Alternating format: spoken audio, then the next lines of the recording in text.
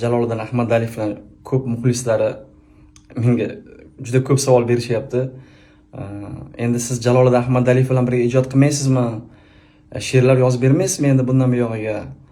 Yoki sizga talab bo'lmayaptimi degan qandaydir bir qitimir savollar berishyapti.